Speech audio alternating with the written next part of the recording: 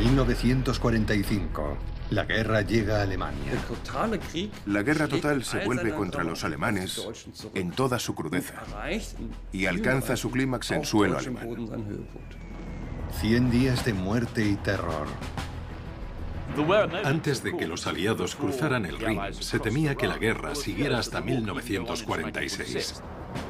Los aliados conquistan el Tercer Reich.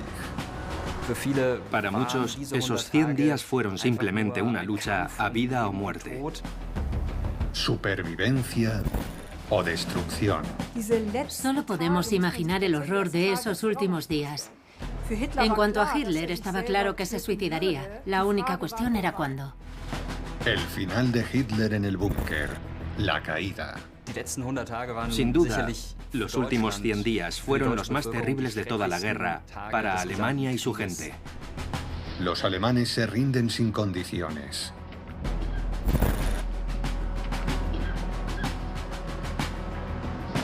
Cuenta atrás para la rendición. Los últimos 100 días. 6 de marzo de 1945, 63 días para que termine la guerra. Colonia se despierta por la mañana con la certeza de que este es el día en que la ciudad catedralicia será ocupada por las fuerzas estadounidenses. En los últimos días, la 104 División de Infantería de Estados Unidos se ha abierto paso hasta el centro de la ciudad. La mayoría de la población civil ha sido evacuada.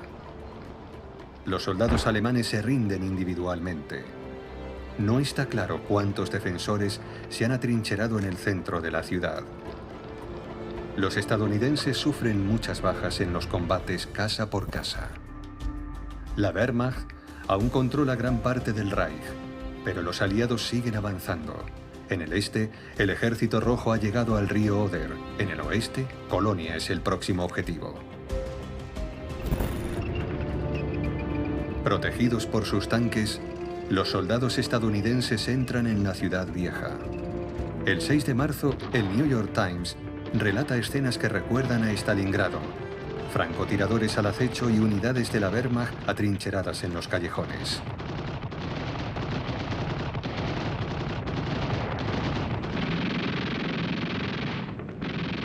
Allá donde encuentran resistencia, despejan el camino. En la catedral, un tanque alemán se interpone en el camino de los estadounidenses. Colonia sin duda es un símbolo, dada su cercanía al Rin. Como una de las principales ciudades de Alemania, la más grande del oeste, Colonia era el símbolo de que, finalmente, nada podría detener a los aliados. Si no podían defender Colonia, ¿qué podían defender? La propaganda, los símbolos, las imágenes creadas eran fundamentales, y en ese momento los aliados pudieron presumir de la conquista de Colonia como de una gran victoria, para decir, incluso Colonia ha caído. De hecho, apenas hay tiroteos. A las 5 de la tarde, hora local, la batalla por Colonia ha terminado.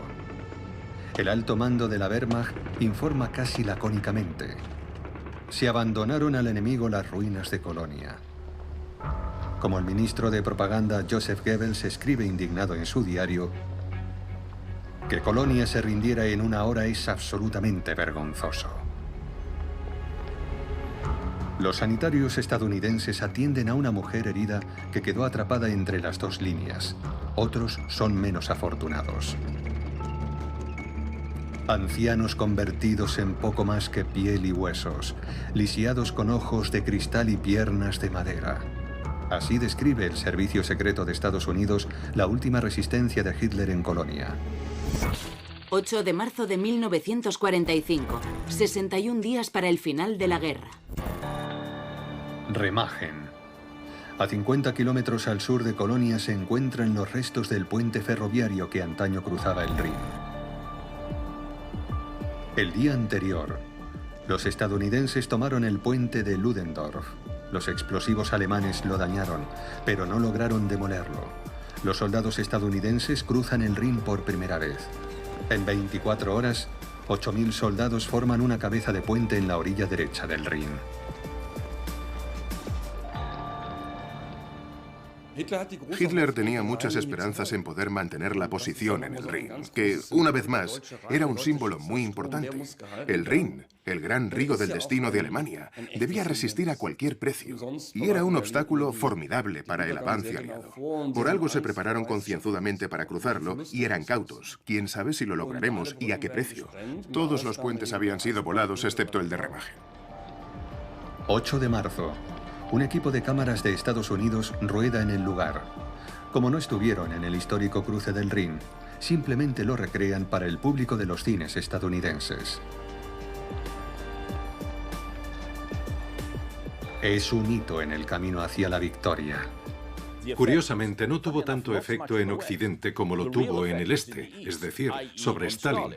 Sabemos que conquistan el puente y cruzan el Rin el día 7, y que la mañana siguiente, Zhukov recibe la orden de volver de inmediato a Moscú para empezar a planificar la operación de llegar a Berlín.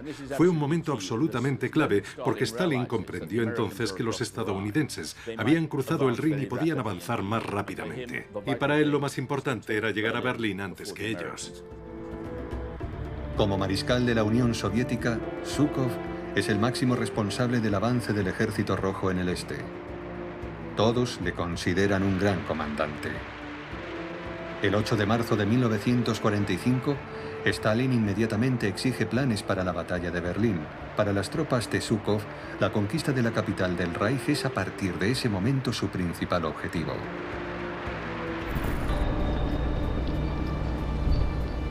Mientras tanto, ha llegado a Remagen un convoy militar. Dado que el puente de Ludendorff se considera inestable, hay que trasladar cuanto antes a muchos soldados al otro lado del Rin. En Berlín, las noticias de Remagen se reciben con consternación. Hitler enfureció y reaccionó como siempre lo hacía, ordenando inmediatamente que fusilaran a los supuestos responsables. Hitler se encontraba entre la espada y la pared. Sabía que la guerra estaba perdida y, sin embargo, seguía creyendo de alguna manera en la victoria final. Esperaba un milagro. Hitler no sabía qué hacer. Por supuesto, la noticia de Remagen fue otro golpe para sus esperanzas de que, después de todo, podría de alguna manera cambiar el desenlace de la guerra. El informe sobre el estado de opinión de Wehrmacht Propaganda señalaba: la caída de Remagen ha tenido mucho que ver con los sabotajes. La opinión mayoritaria de la población es que ha sucedido como en la Primera Guerra Mundial, pero a la inversa. La patria resiste bajo duras condiciones, mientras que el frente se debilita.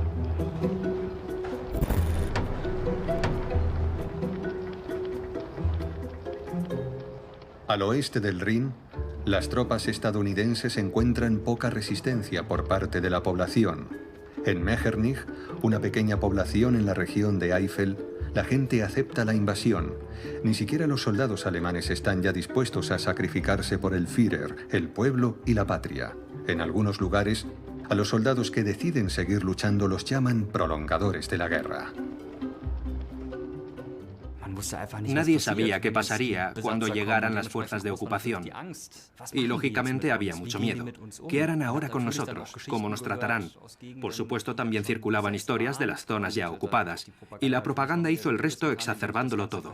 Y por esa razón, los libertadores no eran percibidos necesariamente como tales. Al contrario, la mayoría de la gente estaba muy preocupada. La propaganda nazi muestra imágenes de Berlín en las que la población alza barricadas.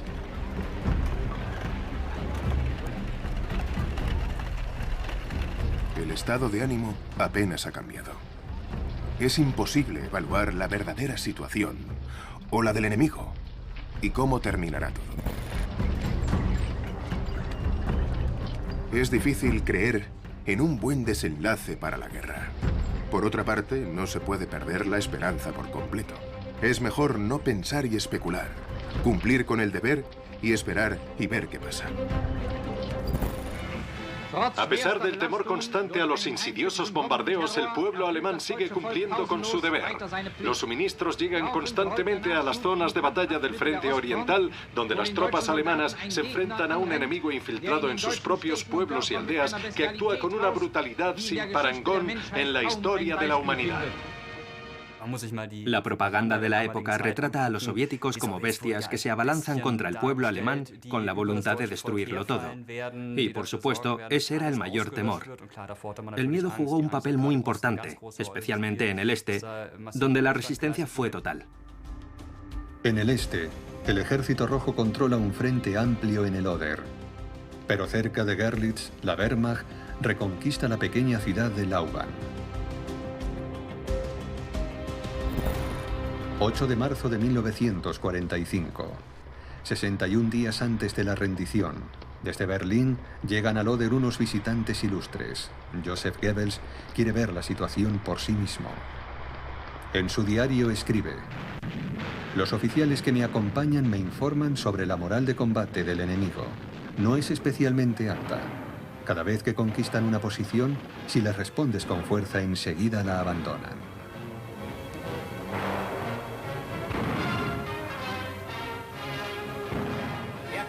La batalla continúa en todos los frentes. Su símbolo es el hombre alemán enfrentándose a sus enemigos con una fuerza y una determinación sin precedentes en la historia.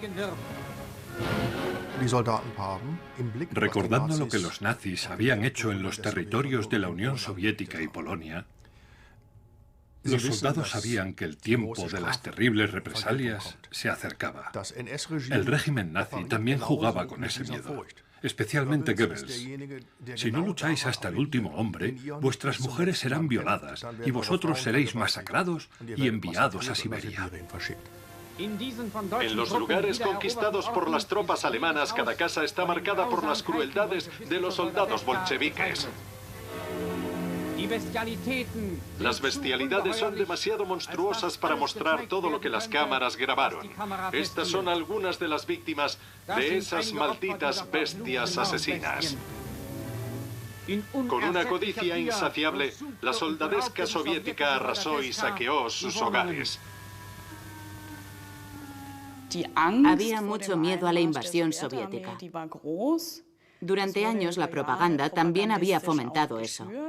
Con la esperanza de mantener así el espíritu de combate, la propaganda nazi repetía incansablemente que cuando llegara, el ejército soviético sería brutal.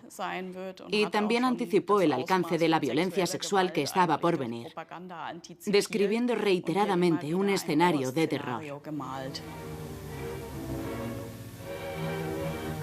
El terror aún sigue grabado en los rostros de estas mujeres alemanas. Ellas cuentan los días de horrores indescriptibles, indefensas y a merced de las hordas salvajes.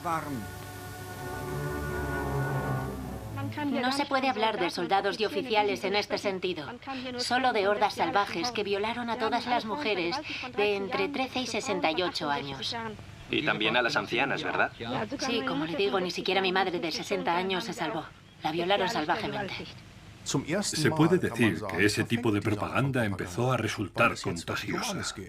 A partir de ese momento era todo o nada. Y resulta paradójico que la propaganda empezara a surtir efecto solo al final de la guerra. Todo el mundo sabe que nosotros nos metimos en este lío y que ahora tenemos que hundirnos con el barco que naufraga. Así que no nos queda otra que defendernos. Las escasas victorias de la Wehrmacht siguen siendo aprovechadas por la propaganda nazi, como en Lauban. En la plaza del mercado, Goebbels elogia a los soldados que han reconquistado la ciudad. Entre ellos se encuentra Willy Hubner, de 16 años, pero la alegría por la contraofensiva durará poco.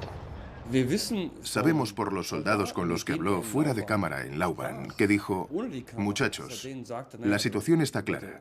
Pertenecéis a una división de élite y tendréis que luchar por el sistema hasta el amargo final.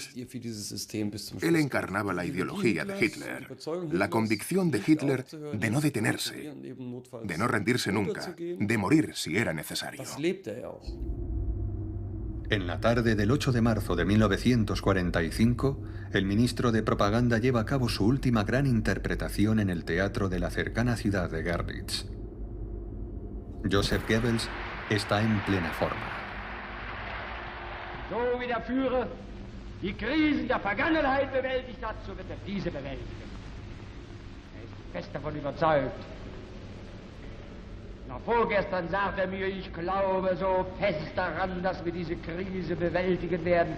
Und ich glaube so fest daran, dass wenn wir unsere neuen Offensivearmeen hineinwerfen, dass wir den Feind schlagen und zurückjagen werden. Und ich glaube so fest, dass wir eines Tages den Sieg an unserer Fahnen heften werden, wie ich je in meinem Leben an etwas fest geglaubt habe.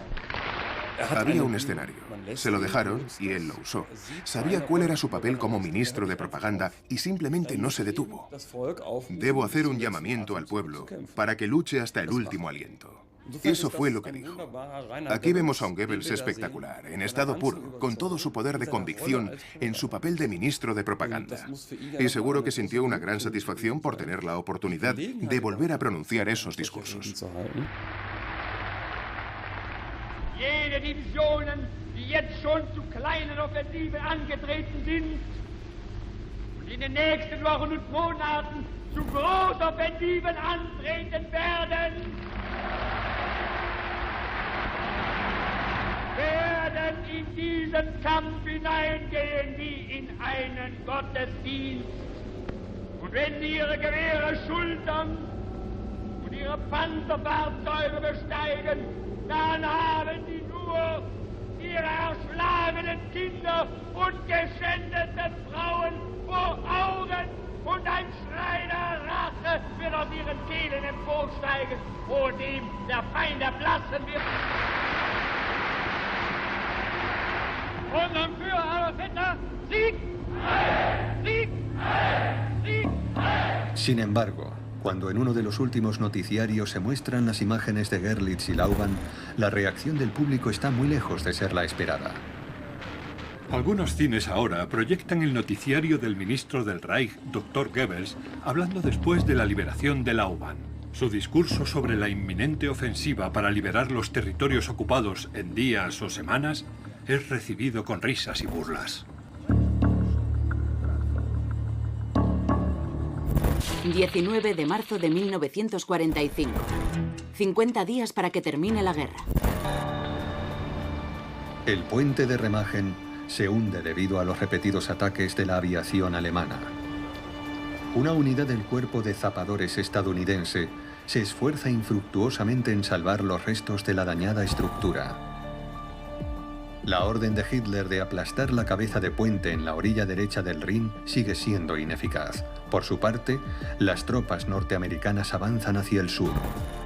En Rheinbrohl, un fanático teniente primero se niega categóricamente a rendirse y sigue resistiendo. A las 3 de la tarde del 19 de marzo de 1945, los soldados estadounidenses entran en el pueblo. Sus habitantes permanecen en los sótanos durante días, esperando que la batalla acabe. Cualquiera que decida ondear la bandera blanca demasiado pronto es amenazado de muerte por los soldados. Estos alemanes también se enfrentan a un futuro incierto. Habían vivido muchos años bajo una dictadura, en un estado que les decía qué hacer y qué no hacer. Y de repente todo había cambiado y estaban solos. El estado ya no les guiaba de la mano, tanto en el sentido positivo como en el negativo. La mayoría de la gente no estaba muy contenta. Quizás solo se sintieran aliviados porque la guerra hubiera terminado. Como escribe un soldado alemán a su familia: esta guerra no terminará previsiblemente con una tregua, sino solo cuando caiga la resistencia de la última división en el último rincón del Reich.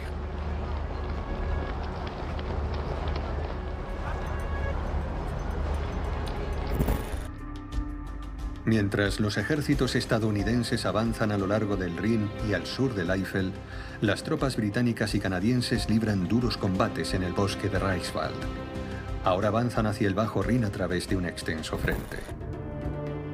Es aquí donde el mariscal de campo británico Montgomery quiere cruzar el Rin. Su colega estadounidense, el general George S. Patton, se opone. Para él, es impensable que los estadounidenses lleguen segundos en esta operación decisiva, y urge a Bradley, el estratega jefe de Eisenhower, a tomar medidas. Patton era sin duda poco convencional. No era un líder militar en el sentido habitual de elegir siempre las palabras correctas, sino justo todo lo contrario. Usaba un lenguaje muy grosero. Era un excéntrico que golpeaba la mesa y hacía cosas inimaginables. Pero era un buen soldado, alguien que sabía dirigir a sus tropas de forma muy competente. Patton era brillante en ciertas ocasiones, pero en otras también podía ser un desastre. Era una mezcla de hombre mal hablado y a la vez temeroso de Dios. Era alguien a quien quizás deberías tener bajo control, salvo en tiempos de guerra. De hecho, los generales alemanes lo temían más que a cualquier otro comandante aliado. El excéntrico general Estrella siente aversión por las ofensivas planificadas con mucho tiempo de antelación. Patton piensa que hay que adaptarse a las circunstancias y aprovechar rápidamente cualquier oportunidad para sorprender al enemigo.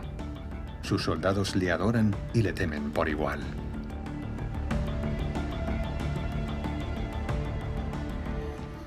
Patton también era un consumado experto en todo lo relacionado con la guerra de tanques y aseguraba avances muy rápidos. Por eso siempre confiaban en él. No importaba lo que hiciera. Incluso elogió una vez a las SS y dijo, bueno, hay que reconocer que son unos malnacidos muy disciplinados. Y añadía, saben cómo pelear. Patton se salía siempre con la suya y le enviaron al frente una y otra vez porque él aseguraba que los aliados lograran avanzar rápidamente en territorio alemán. En solo 8 días, el general Patton expulsa al grupo de ejércitos G del Sarre y el Palatinado y avanza hacia el Rin.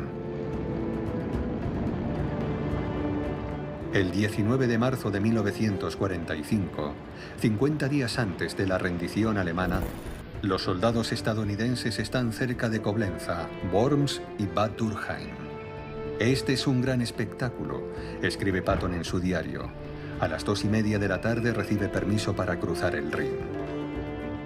Los estadounidenses encuentran poca resistencia.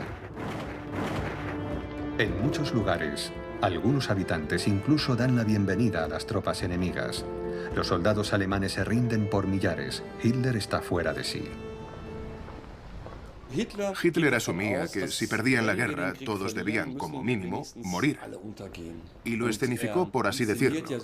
Coreografió la caída. En la propaganda, en sus órdenes, unas órdenes radicales en las que no dudaba en destruir el sustento del pueblo alemán. En ningún momento le interesa parar y decir, bueno, llegaremos a un acuerdo como sea. Y eso incluye su así llamada Orden Nerón del 19 de marzo de 1945, por la que ordena que la estrategia de la tierra quemada también se aplique en territorio alemán. El así llamado decreto del Führer dice: todos los vehículos militares, las comunicaciones, las instalaciones industriales y de suministros básicos, así como todos los activos materiales del Reich que el enemigo pudiera usar de cualquier forma para continuar con su lucha de inmediato o en un futuro próximo, serán destruidos. Hitler promulgó el llamado Decreto Nerón, en el que señalaba, si tenemos que ceder territorios ahora, es mejor dejar al enemigo el territorio devastado para que ya no pueda usarlo. Eso significaba una destrucción sin precedentes. Si eso hubiera ocurrido realmente, Alemania habría sido catapultada de vuelta a la Edad Media, y la destrucción habría sido mucho mayor de lo que fue en realidad. La orden es desobedecida.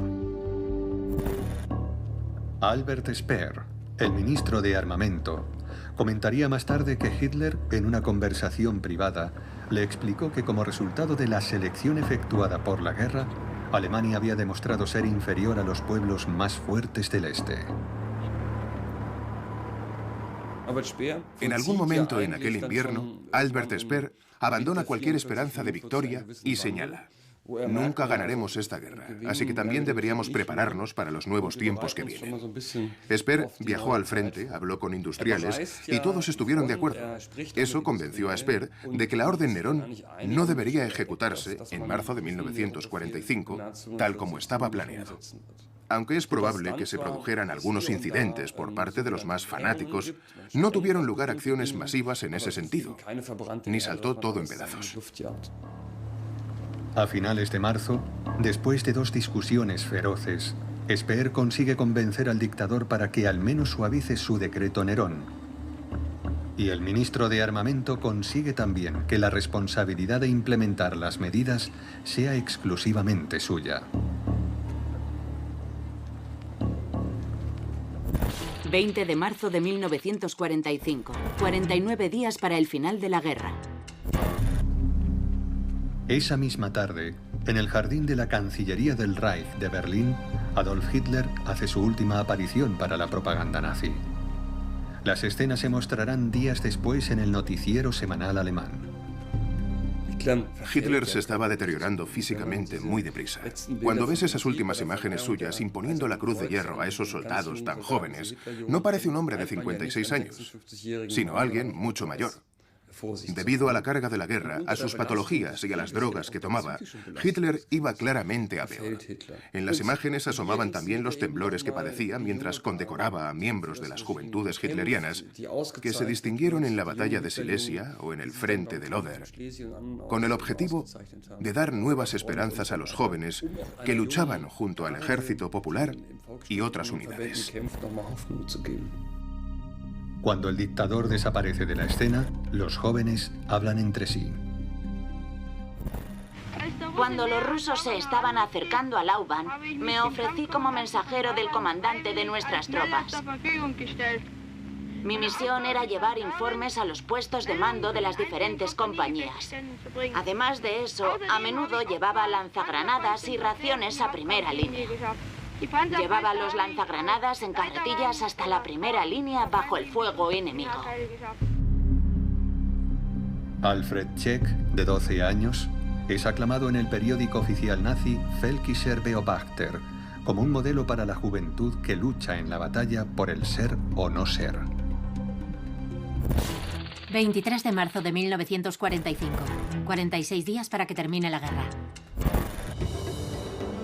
Desde Nierstein del Rin, los estadounidenses planean cruzar el río por la noche.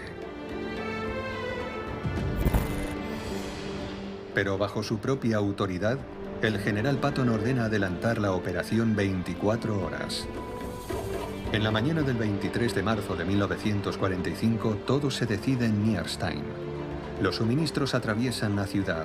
Los equipos de cámaras del Cuerpo de Señales de Estados Unidos registran un gran acontecimiento histórico, la operación de desembarco anfibio más grande desde el día D.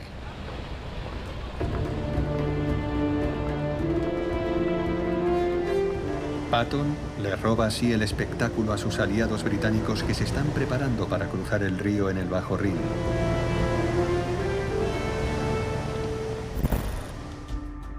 Los aliados controlan un amplio frente en el Rin. Mientras Montgomery y sus ejércitos esperan la orden de atacar cerca de Wesel, los estadounidenses han formado una cabeza de puente en Nierstein. Los pocos defensores alemanes en la orilla oriental del Rin se rinden sin presentar resistencia. El 23 de marzo de 1945, Patton, entusiasmado, llama al general Bradley. Brad, por el amor de Dios, cuenta a todos que lo hemos logrado. Dile al mundo entero que lo hizo el tercer ejército incluso antes de que Monty empezara a cruzar. Es la victoria de Patton y él quiere celebrarlo como se merece. A Patton le gustaba aprovechar cada oportunidad para demostrar su vocación por ser la punta de lanza de los ejércitos de la libertad y también por manifestar su desprecio por el enemigo. Y lo hubiera hecho igualmente si los soviéticos hubieran estado al otro lado, porque él los odiaba tanto como a los nazis. Al día siguiente, más al sur, en Oppenheim, Patton cruza el Rin en su jeep.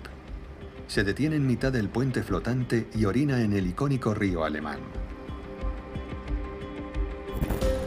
Oriné en el Rin, escribe conciso en sus notas.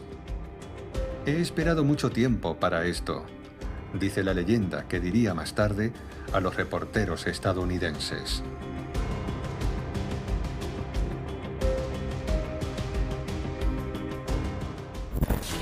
...25 de marzo de 1945... ...44 días para que la guerra termine. La Real Fuerza Aérea Británica bombardea las posiciones alemanas y las rutas de suministro en el Bajo Rin para impedir su retirada hacia la zona del Ruhr. Los pocos que ganaron la batalla de Inglaterra se convirtieron después en muchos en la batalla de Alemania. Apenas 24 horas después de que se inicie la Operación Plunder, los británicos controlan una cabeza de puente de unos 10 kilómetros de ancho en la otra orilla del Rin.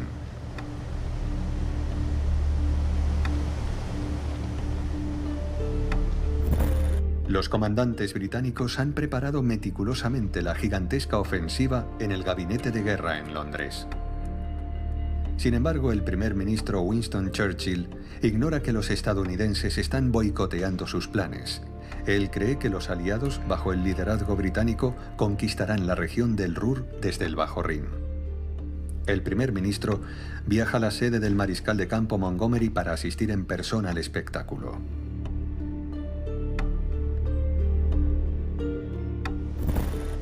Winston Churchill cruza el Rin el 25 de marzo de 1945. Aunque sabe que Patton le ha robado el éxito, pone buena cara. Churchill quería estar allí, quería ser visto, porque esa también era su forma de demostrar que Gran Bretaña era un jugador clave entre los tres grandes y que él mismo desempeñaba un papel protagonista. Por eso cruzó el Rin con Montgomery, desobedeciendo las órdenes de Eisenhower. Eisenhower no quería exponer al primer ministro británico a ningún tipo de peligro. Con el primer ministro volviendo a cruzar el Rin, los ejércitos avanzan hacia el Reich a una velocidad imparable. Mientras se aproxima la derrota de Alemania, los soldados de los ejércitos aliados rinden homenaje a un hombre providencial, cuyo coraje y firmeza en los años oscuros serán recordados en la hora de la victoria. Se dice que Churchill gritó repetidamente: «Ya son nuestros, ahora están acabados». Al mismo tiempo, las unidades estadounidenses avanzan por la margen derecha del Rin. Para cubrir su retirada, el ejército alemán quema los campos y los bosques. Pero la tierra quemada no puede detener la superioridad de los soldados estadounidenses, que se imponen fácilmente a los alemanes. Para ellos, la batalla hace mucho que acabó. Seguros de su victoria, sonríen, sobre todo pensando en que llevan ventaja a los británicos. El avance en la región del Ruhr es una oportunidad para hacer más propaganda. Ante la cámara, un proyectil estadounidense se le dedica especialmente al rey de los cañones de Essen, para Herr Krupp. En solo una semana, los aliados cortan todas las líneas de suministro en la región del Ruhr. 25 de marzo de 1945. El jefe de zona nazi ordena colgar carteles en Essen. Aplastaremos al enemigo nuevamente con fuerza brutal. Las mujeres y los niños no pueden permanecer más tiempo en esta zona de combate. Comida, vivienda, pan, leche, agua, luz, todo se suprimirá. Ya no habrá más medios de supervivencia. La evacuación total es, por tanto, imperativa.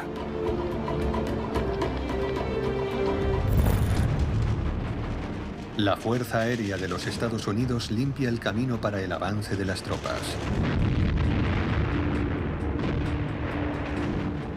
Los soldados deben encontrar la menor resistencia posible en su avance para que las bajas se reduzcan al mínimo.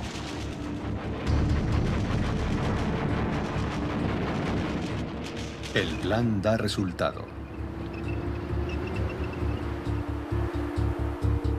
25 de marzo de 1945, 44 días para el final de la guerra.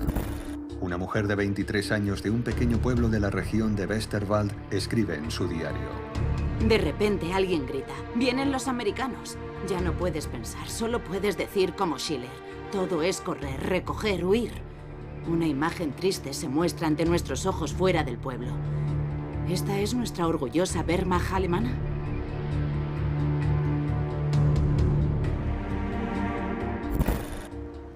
Cada vez más soldados alemanes tiran sus armas. Muchos pueblos y ciudades se rinden sin luchar. El general Patton escribe a su esposa: «Me parece que la guerra ha terminado». En Colonia, un equipo de cámaras de la Fuerza Aérea de Estados Unidos filma escenas de ciudadanos que han regresado a la ciudad catedralicia. Solo podemos salir a la calle durante el día. Ningún civil puede salir a la calle después de las 7 de la tarde. Todos son regulaciones y ordenanzas.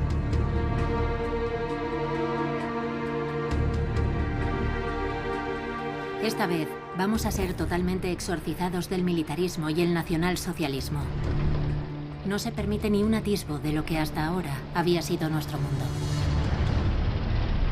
1 de abril de 1945, 37 días para el final de la guerra. La relación entre británicos y estadounidenses sigue siendo tensa. El comandante en jefe de las fuerzas aliadas, el general Eisenhower, planea dirigir a su ejército como punta de lanza hacia el centro y el sur de Alemania.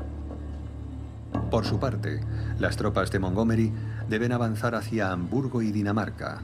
Winston Churchill está hundido. Churchill quería avanzar hacia el este todo lo posible para mantener la presión sobre los soviéticos, pero entonces descubrió que de hecho Eisenhower mantenía contacto directo con los rusos sin informar a los británicos. Fue una comunicación famosa y notoria que fue enviada a finales de marzo, en la que básicamente el comandante en jefe norteamericano describía cuáles iban a ser sus próximos pasos incluso antes de compartirlos con los británicos. Saber que les escamoteaban información causó mucha preocupación en los círculos británicos, lo cual era lógico. Churchill ignora los informes del Servicio Secreto de Estados Unidos, según los cuales Hitler planea seguir luchando desde una fortaleza alpina. Pero Eisenhower ya ha informado a Stalin mediante telegrama de que no tiene ningún interés en conquistar Berlín. Stalin, cuando descubre que a Eisenhower no le interesa Berlín ni concede ningún valor estratégico a la capital, se frota las manos y estimula el interés de Eisenhower para que las vanguardias de ambos ejércitos se encuentren en el centro y el sur de Alemania, donde se cree que todavía encontrarán alguna resistencia. Para alentar esa idea, Stalin, en su respuesta del 1 de abril, básicamente le dice: solo enviaré fuerzas de reconocimiento a Berlín y eso no pasará hasta mayo. Pero es cierto, deberíamos encontrarnos más al sur. Esa fue probablemente la inocentada más grande de la historia, en mi opinión. Los británicos se ven obligados a ceder. El 1 de abril de 1945, el gabinete de guerra aprueba el plan de Eisenhower. En opinión de Churchill, Occidente está entregando toda Europa central y oriental a Stalin, pero desde su punto de vista, la decisión tiene un lado positivo. Todos tenían claro que la conquista de Berlín solo se conseguiría con un gran sacrificio. Ni los estadounidenses ni los británicos querían eso.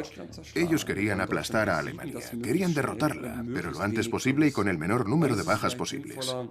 Así que era más sensato intentar evitar una última y gran batalla en los Alpes, que podría cobrarse muchas víctimas, y aplastar rápidamente a los alemanes en retirada, en lugar de librar una batalla entre las ruinas de Berlín, que de todos modos no tenía ningún valor militar y que solo costaría millares de vidas más.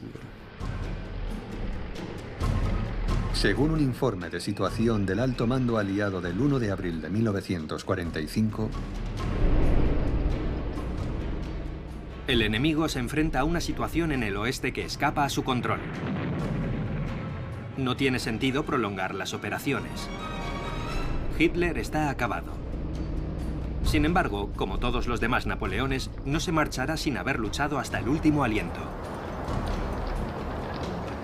Solo queda por ver cuánto durará ese aliento o si los alemanes están dispuestos a seguirle.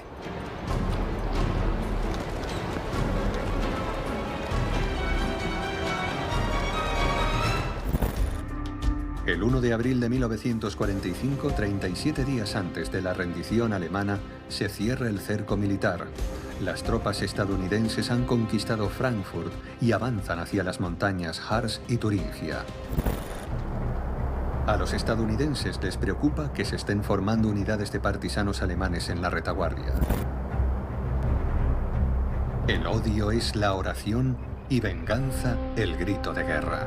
Con este lema, la emisora de radio Werwolf hace un llamamiento al pueblo alemán el 1 de abril de 1945. Al habla la estación Werwolf, la emisora del Movimiento para la Liberación de Alemania en los territorios ocupados por el enemigo. Nosotros, los Werwolfs, los hombres lobo, lo daremos todo por nuestro pueblo. Y si no nos queda otra cosa que dar que nuestras vidas, moriremos por él. Los hombres lobo declaran que los soldados enemigos y los colaboradores alemanes serán perseguidos en todas partes en los territorios ocupados. La idea era que fuera una guerra de guerrillas que se libraría en la retaguardia de los enemigos que avanzaban para interrumpir sus rutas de suministro, etc. Y como ocurría a menudo con los alemanes en ese periodo, eran muy buenos con los símbolos, incluso tenían su propia bandera, una emisora de radio, pero la realidad era muy diferente. Solo eran unos 200 miembros de las juventudes hitlerianas que habían sido entrenados para convertirse en miembros de esa organización. Pero en realidad no pasó gran cosa. Los Werwolves eran algo que todos debían temer, también y especialmente los alemanes, para que no se atrevieran a ondear la bandera blanca. Por un lado, se dedicaban a pequeñas acciones de sabotaje, pero por otro lado, al éxito de la propaganda, como el asesinato de un alcalde. Quien quiera que colabore con el enemigo debe morir. Ha sido un juicio justo y debería servir como advertencia. Hay desconfianza, especialmente entre los estadounidenses. Temen a los partisanos fanáticos que se ocultan entre los amigables alemanes que los saludan. La propaganda cuaja, pero de hecho, solo se producen unas pocas acciones aisladas de los hombres lobo. Por ejemplo, una noche, el alcalde de un pequeño pueblo cerca de Herford es asesinado a tiros en la puerta de su casa. Aunque era miembro del partido, se había negado a volar una central eléctrica y se rindió sin luchar.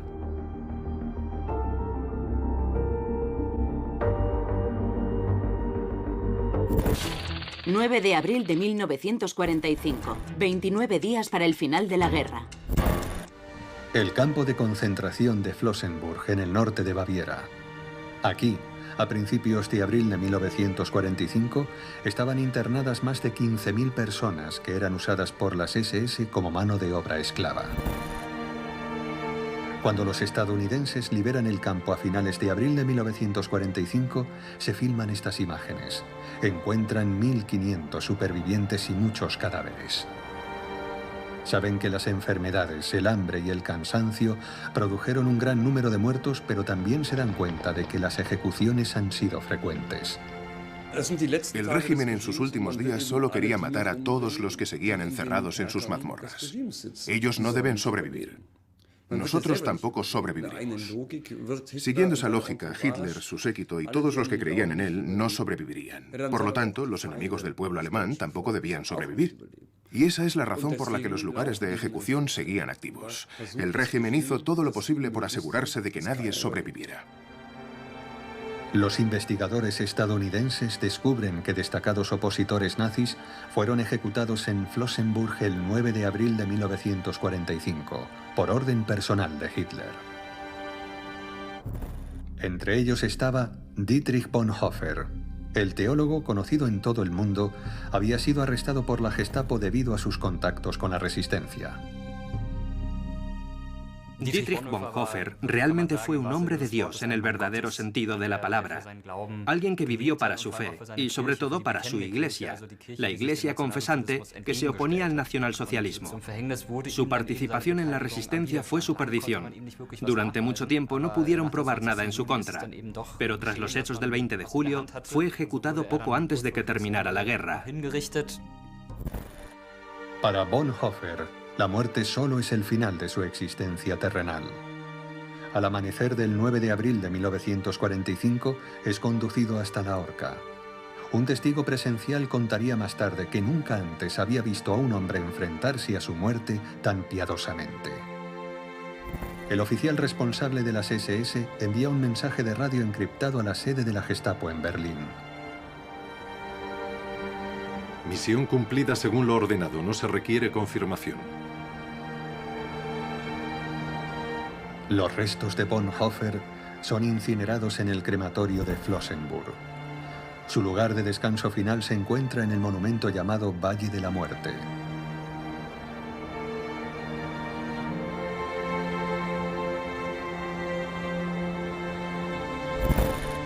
Al final, Hitler y la cúpula nazi caen en un verdadero frenesí asesino.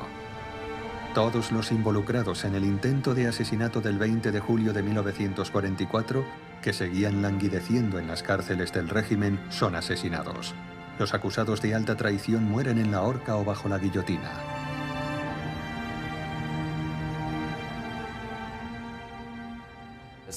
También era como un mensaje simbólico que decía: las personas que participaron en la resistencia serán ejecutadas antes de que acabe la guerra, como una advertencia para la población. Cuidado, mirad lo que les ha pasado. Aunque nuestra situación sea muy difícil, si hacéis lo mismo tendréis un grave problema. Solo en la prisión de Plötzensee de Berlín, 57 personas son decapitadas a mediados de abril.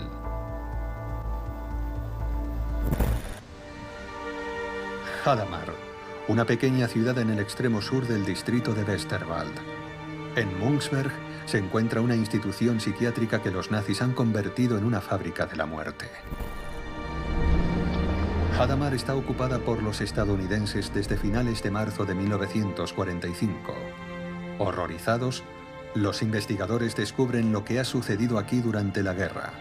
Siguiendo el programa de eutanasia, en un primer momento, los discapacitados y los enfermos mentales eran asesinados sistemáticamente en una cámara de gas. En una segunda fase, el resto de pacientes era asesinado con inyecciones letales o mediante la desnutrición selectiva. En un pueblo vecino, una joven lleva un diario para su novio soldado. El 9 de abril, ella escribe: Ahora se ha probado un hecho espantoso. Hoy se ha sabido que 26.000 personas fueron asesinadas en el manicomio de Hadamar.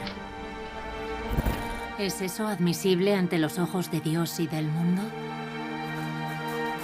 La sangre de esas pobres almas atormentadas clama al cielo venganza. Y para esto todos vosotros habéis pasado años lejos, en el frente, luchando y sangrando por un delirio y por nada. Pobre juventud traicionada. El 9 de abril de 1945, 29 días antes del final de la guerra, el Ejército Rojo llega a Viena. En Prusia Oriental se libra desde hace días la batalla por la capital de Königsberg. Aquí, desde finales de enero, permanecen rodeados unos 130.000 alemanes.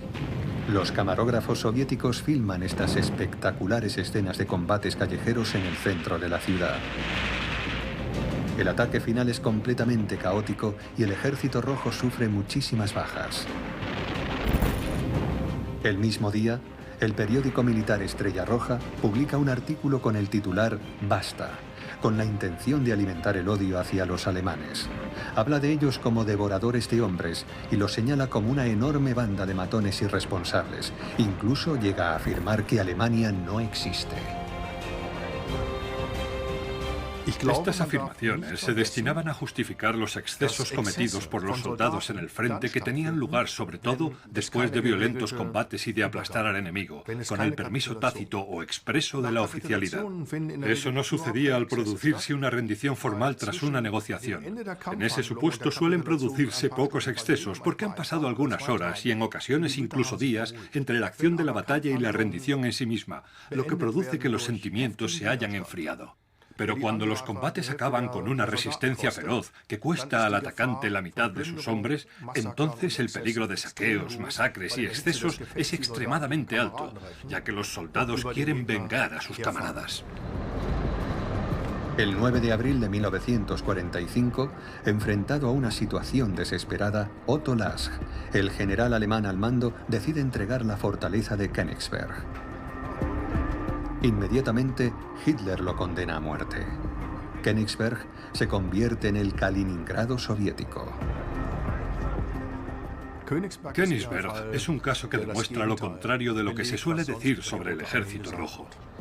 Sabemos que la toma o rendición de la ciudad fue relativamente civilizada y que se realizó de acuerdo con las reglas de la ley marcial. Es algo que puede resultar bastante sorprendente si no se eliminan los prejuicios, pero así sucedió. Se produjo la rendición y los soldados alemanes fueron trasladados como prisioneros de guerra. 92.000 soldados alemanes se dirigen al cautiverio. Inmediatamente después de su conquista, la población civil es expulsada de la ciudad.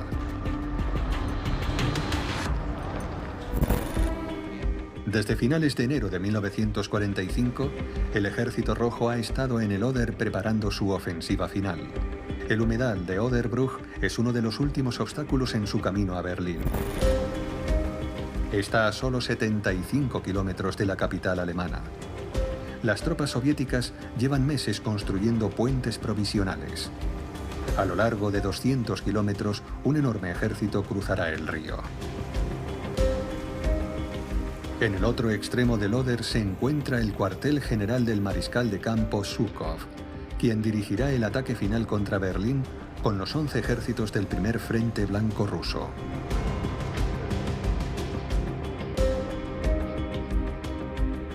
El verdadero plan era que Zhukov fuera directamente a Berlín y primero lo rodeara, no que combatiera dentro de la ciudad. Y la razón para eso era que querían asegurarse de que los estadounidenses no pudieran entrar desde el oeste. La razón principal por la que los rusos querían llegar primero era, por supuesto, la evidente importancia simbólica de Berlín. La idea era que quien controlara Berlín controlaría Alemania y quien lo hiciera controlaría Europa Central. Pero la segunda era una cuestión de honor. Querían acabar con la guarida de la bestia fascista. Los soviéticos tenían derecho a ocupar Berlín por todo lo que habían sufrido. A 63 kilómetros de la capital imperial, una división de combate alemana toma posiciones para detener el inminente ataque del Ejército Rojo. Un camarógrafo de un noticiero filma al último contingente de la Wehrmacht. Los defensores aún solo tienen que enfrentarse a los aviones de reconocimiento soviéticos. Rendirse aquí no es una opción. ¿Qué pensaría un soldado al acostarse en el frente del Oder con el ejército rojo delante de sus narices? El 99% probablemente pensaría, se acabó el juego. No tenemos ninguna posibilidad. Pero ¿cuáles son las consecuencias? ¿Debería irme a casa? Mi casa probablemente esté detrás de las líneas soviéticas. ¿Qué debería hacer? La policía militar está detrás de mí. De alguna manera, sigo queriendo defender Berlín, defender mi hogar. Estoy luchando por Hitler, por Alemania, sea lo que sea. Si resisto y sobrevivo, solo me detendré cuando esté preso o cuando un oficial diga, se acabó. En los cines alemanes ya no se muestran las imágenes de soldados del Ejército Rojo muertos. Fuera de Berlín, un soldado le escribe a su esposa. Los dos son partidarios fanáticos de Hitler. Querida, lo hemos soportado todo juntos. Juntos. Y juntos agradecimos cada regalo. Juntos, así de fácil. ¿Qué somos solos? ¿Qué significado tiene todo? ¿En qué nos hemos convertido? No tú y yo. Nosotros. Eso es lo bello, lo grande, por lo que elegimos soportarlo todo. Solo eso nos queda. Aún faltan 29 días para la rendición incondicional.